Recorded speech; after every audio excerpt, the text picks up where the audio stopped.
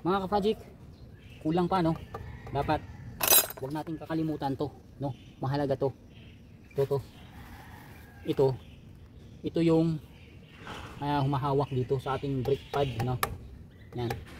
Kailangan lalagay natin to, no? Wag niyong kakalimutan. Tingnan natin itong butas.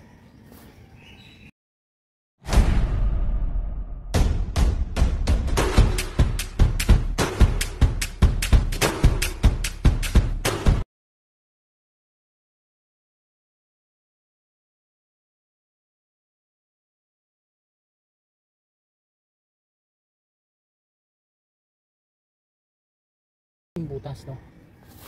Ang paglagay niyan dito sa loob. Yan. Yan na, no? Ito naman ang paglagay. Yan. Pag ganun. Yan, shoot na, no? Tapos yung spring. So, kung paano kailangan magkasalungatan sila.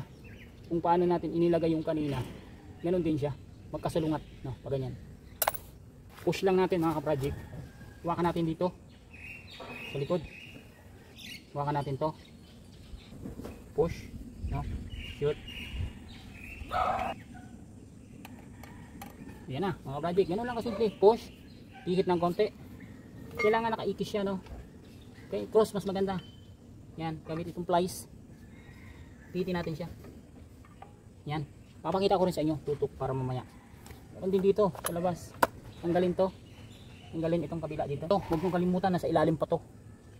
Kasi pag wala yan, pwedeng tatakbo ron, pwedeng dito, pwedeng pa ganyan. Kaya dapat to hindi pinakalimutan. Yan. Pasok.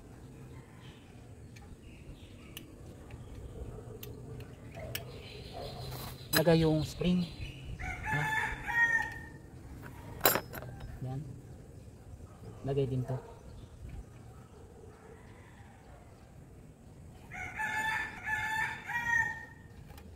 Yan nga mga kabadjik, ganun lang to. Simple. Shoot. Push. Pihit ng konti. Sentro natin ng maayos, kailangan naka-cross.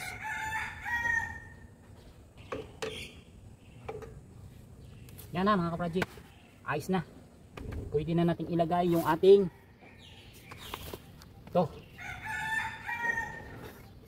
ito, lagay na natin to.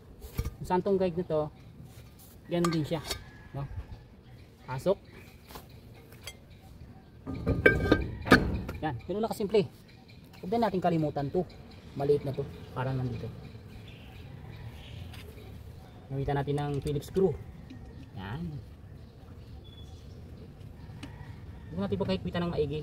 Kasi hindi naman siya lalabas dahil ipitin to ng gulong. Okay na yan. Nakalak lang to sa taas, kaya hindi siya mapihit. Pero pagka pinakawalan yun doon, safety, pipihit na to mga ka-project. Sana nakabigay ako sa inyo ng konting tip kung paano yung pagkabit ng ganito. Simple na to mga ka-project. Hindi kayo mahihirapan. Tiis, tiyaga, sipag. Kasamahin nga yung lahat-lahat. Walang kahirap-hirap.